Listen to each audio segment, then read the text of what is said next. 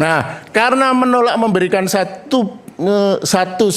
tidak satu pun diberikan, nah, kemudian proses berikutnya, prosedur menggugat ke Komisi Informasi adalah kami menggugat ke Komisi Informasi. Oke.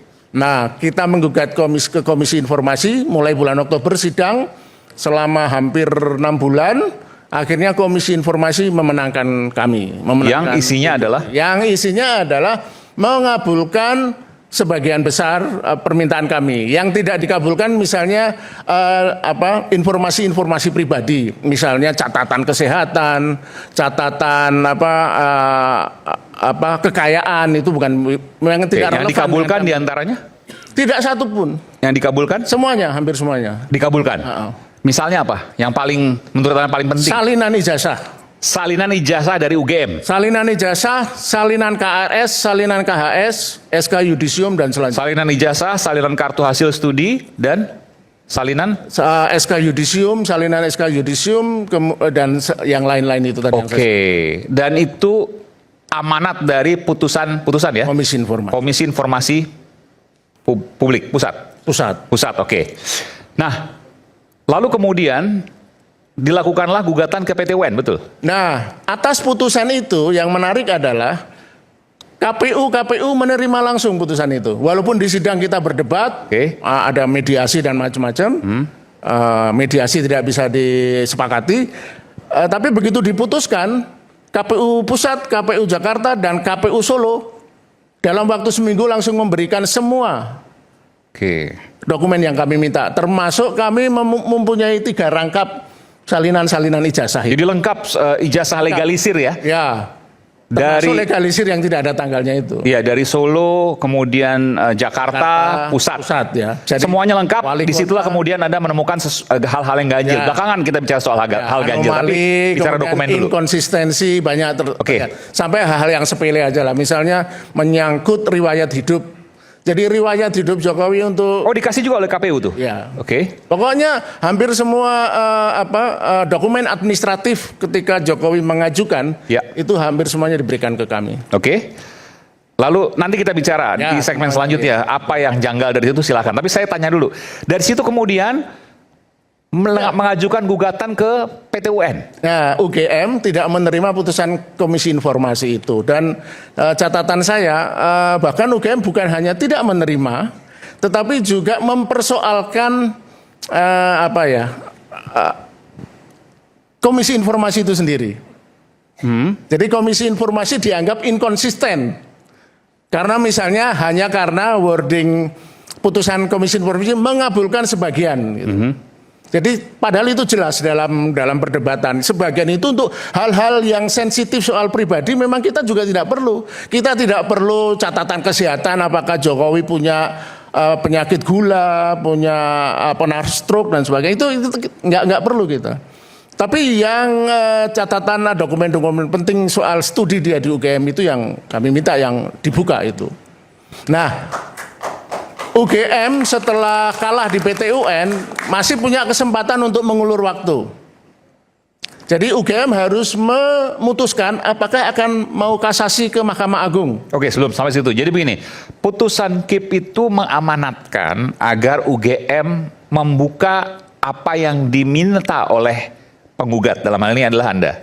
Di antaranya tadi adalah KHS, kartu hasil studi, salinan ijazah, kartu rencana studi, bahkan KRS dan seterusnya harusnya UGM punya. UGM menolak, kurang lebih begitulah ya. Lalu kemudian Anda gugat itu di PT UN. Bukan, yang membanding. Jadi UGM melakukan gugatan banding karena menolak putusan Komisi Informasi.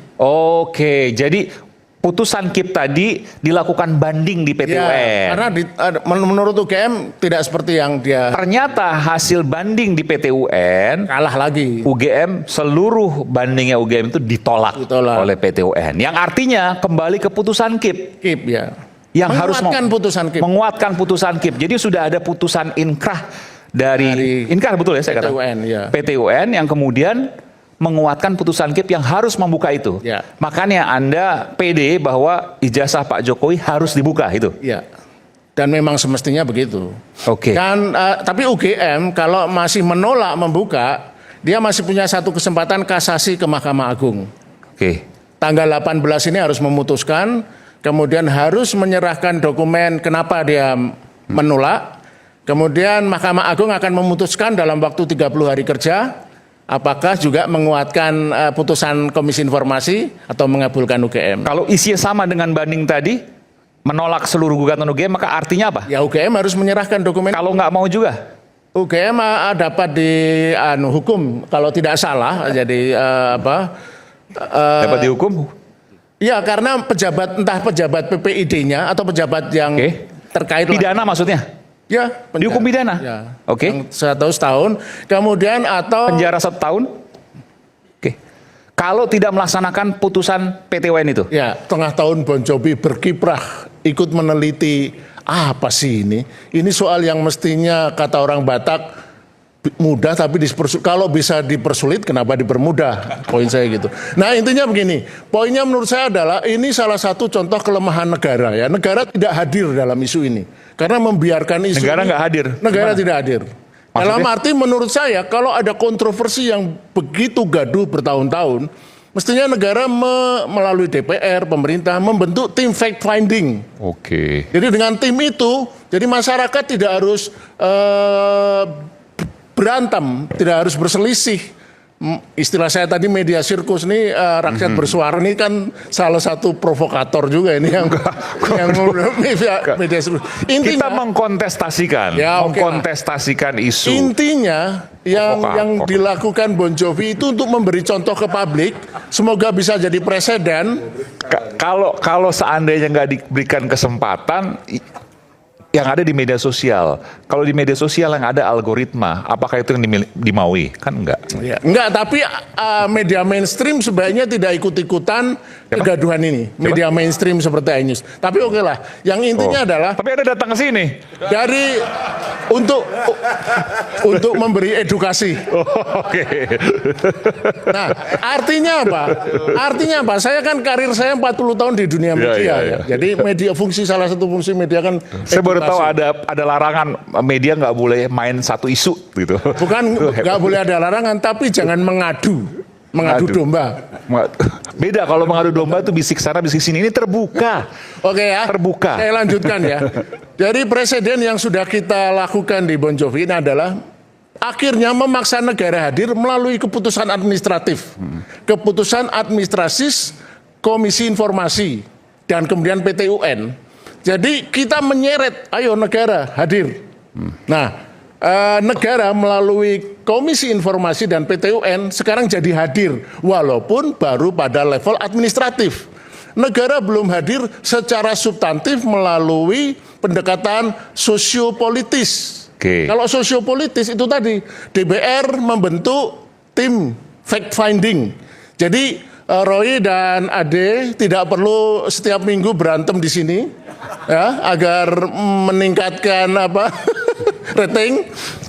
Jadi publik menunggu saja apa yang dilakukan oleh tim independen yang dibentuk pemerintah sebagai itikat politik yang baik, dan tidak tentu soal sesepele ini bisa diselesaikan sehari saja dengan menunjukkan itu, kemudian dibentuk tim independen yang bisa meneliti itu secara ilmiah, secara saintifik dan independen. Oke, baik. Kita beri tepuk tangan. Oke, saya jawab dulu karena menyinggung media. Kalau Bung Refli menyatakan itu biasa saya jawab juga. Jadi fungsi jurnalisme, fungsi komunikasi adalah reduction uncertainty, mengurangi ketidakpastian. Ketika isu ijazah ini ada ketidakpastian, maka media wajib hadir di situ. Untuk apa? Untuk mengurangi ketidakpastian. Jadi setuju Mas Roy ya? Agak berbeda sekarang nih. Saya bisa tambahkan soal fact finding. Fact finding. Dan perdebatan itu diperlukan 3 hal. Menguji gagasan, mencari kebenaran, dan menyalakan akal publik. Supaya publik kritis, kemudian dia bisa menghidupkan demokrasi. Enggak, kalau saya memang lebih setuju, Mas. Media kalau saya memang harus hadir. Media nggak hadir itu media yang penakut kalau nggak hadir di isu ini. Ya. Iya, media hadir bagus karena media sebagai the fourth state of communication. Yes. Pilar keempat dari demokrasi harus hadir. Lulusan komunikasi. Oh, komunikasi asli UGM kalau ini. Ya, asli kalau. Kita soal fact finding silakan. kalau boleh. Kalau kali ini saya berikan tepuk tangan untuk Mas Roy. Oke. Silakan Bu David.